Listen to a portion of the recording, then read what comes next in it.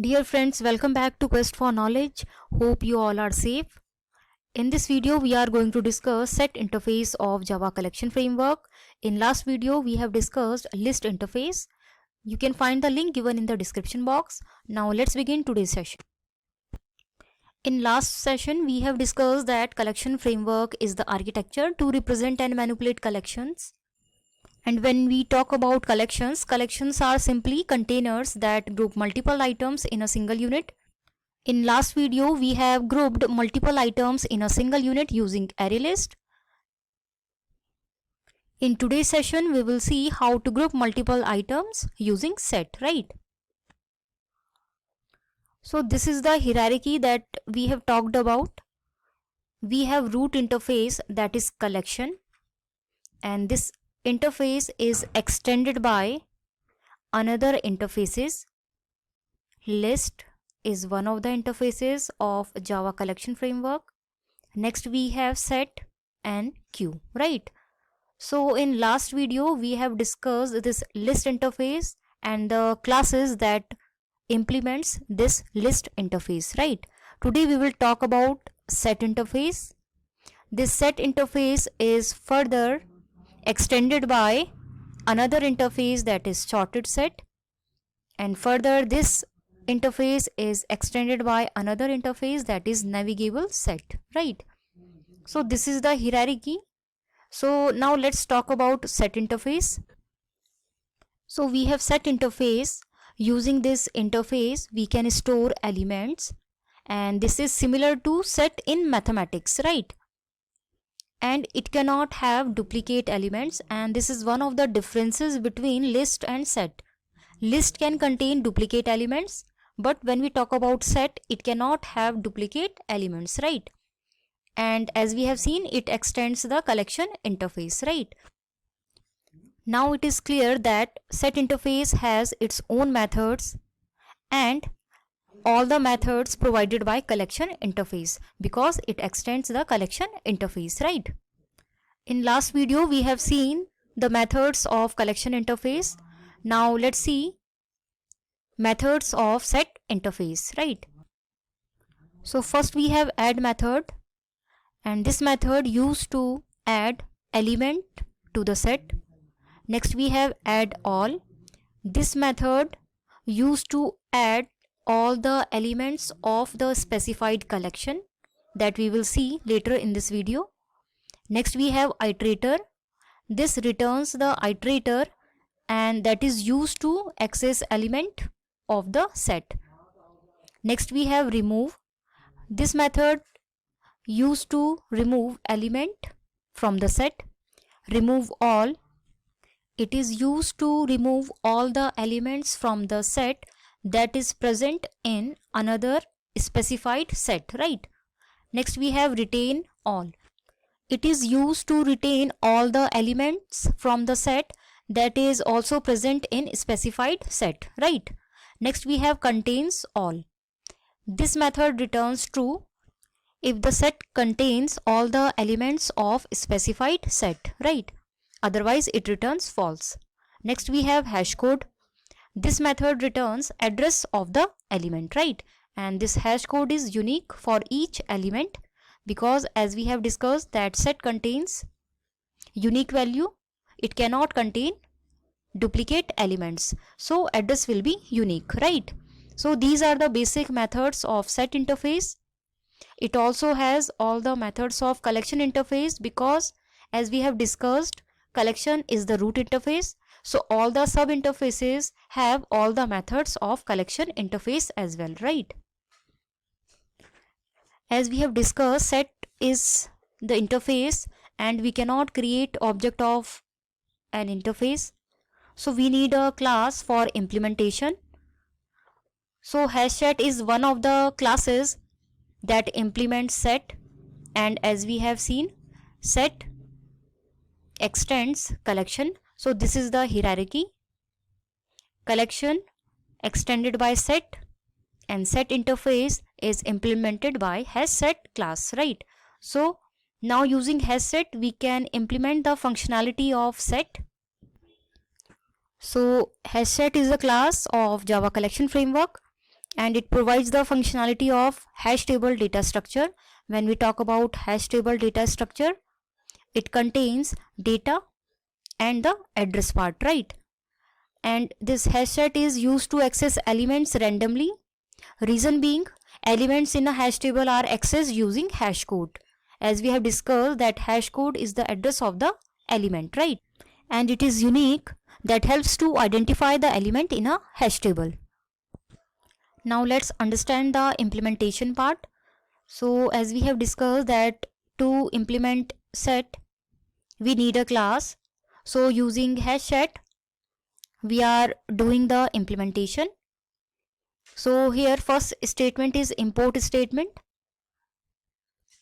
So to deal with collection framework, we need to import the specified class or interface, and all the classes and interface of collection framework are inside java.util package. So we need to import java.util and then the corresponding class. Here in this code we are dealing with hashset and iterator, so we are importing java.util.hashset and java.util.iterator. In one statement we can also import all the classes and interfaces. So we need to write import java.util.asterisk, right? So asterisk means all the classes and interfaces inside util package, right? Now we have class named hashsetDemo, we have main method, and next statement is we are creating hashset. So this is the syntax. First we need to write hashset, then we need to mention the type of elements we are going to store.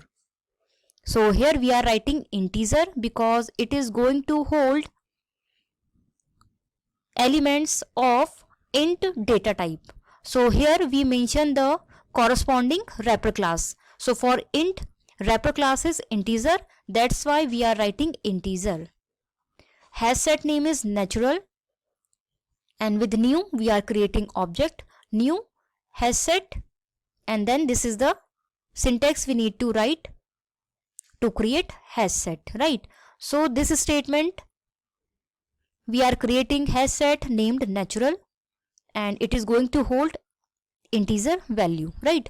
Now we are adding elements to it.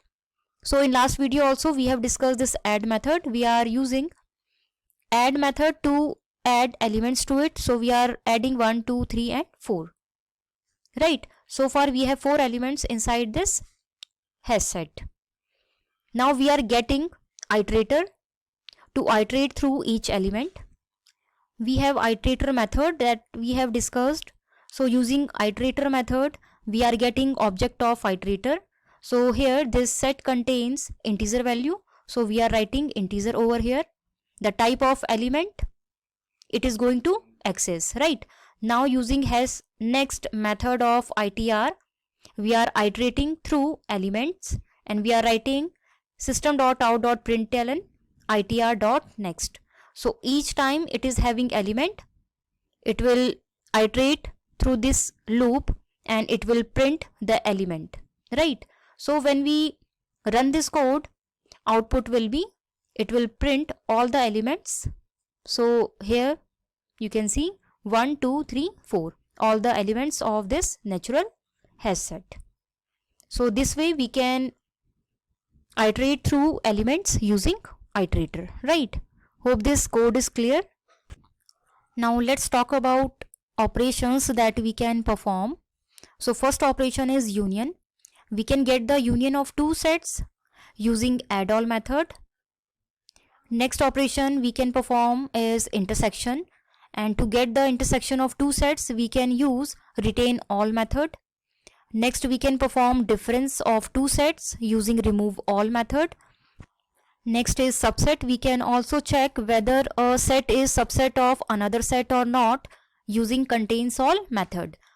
Now let's understand these operations using code. So first see how to perform union of sets. So first statement must be import statement. So we have import java.util.hashset class named set operation 1. We have main method and we are creating hashset. So first hashset is set 1 of integer type. So it is going to hold integer type elements. We are adding elements to it. Set1 dot add 1, set1 dot add 3. So in set1 we have two elements, 1 and 3, and we are printing value of set1. In similar fashion, we are creating another set named set2 holding integer type of elements, and we are adding elements to it. So 2 and 4 inside set2, and we are printing value of set2, right? Now we are writing set1 dot add all, and we are passing parameter set2. So it will add all the elements of set2 to set1. So this statement will perform union of set1 and set2, and we are printing value of set1. So after running this code, output will be, you can see set1 elements are 1 and 3, set2 elements are 2, 4, after union elements are 1, 2, 3, 4. So in this way we can perform union of two sets, right? Hope this code is clear. Now let's see intersection of sets. So code is simple. We are creating set1, we are adding elements to it, 1, 3, 5, 7, 9. We are printing set1. We are creating another set, set2. We are adding elements to it. We are printing set2. Now this is the statement that is performing intersection. So we are writing set1 dot retain all, and we are writing set2. It will retain all the elements of set1 that are also present in set2, and we are printing value of set1. So after running this code, output will be, so here you can relate set1 elements, the elements that we have added. Set2 elements are 2, 3, 5, 7, and after intersection elements are 3, 5, 7. So this statement retains all elements of set1 that are also present in set2. So here you can see 3, 5, 7 are the elements that are also present in set2. So here 3, 5, 7. Hope this code is clear. Now let's understand how to check subset. So like in previous code, we can create two set. So set1 we are adding elements, set2 we are adding elements, right? Now this is the statement to check whether particular set is subset of another set or not. So we are writing set2 dot contains all set1. So we know that contains all method returns boolean value, so we are storing it into boolean variable, and we are printing value of this boolean variable. We can also write this statement inside SOP like this. So here we are checking whether set1 is subset of set2, and here we are writing set1 dot contains all set2. So we are checking whether set2 is subset of set1 or not. So when we run this code, output will be, it will print set1 elements, it will print set2 elements, or here you can see that set1 is subset of set2, so it will return true, but set2 is not subset of set1, so it will return false, right? Hope this code is clear. Now let's understand the difference of sets. So in similar fashion, like in previous code, we can create set. So we have set1 with some elements, we have set2 with some elements, right? Now we are writing set1 dot remove all set2. So this statement will remove all the elements from set1 that is present in set2. So it will perform the difference. And next we are writing set1. So after running this code, output will be, here you can see set1 elements are 1, 3, 5, 7, 9, set2 elements are 2, 3, 5, 7. And after performing difference, elements are 1 and 9. Here you can see from set1, 3, 5, 7 are removed and left elements are 1 and 9. So in this fashion we can perform difference of sets, right? Hope this code is clear. That's all in today's video. If you have any doubt, any query, you can write me in the comment box. You can also share your suggestions to me. For more videos, you can subscribe this channel. Thank you so much for watching.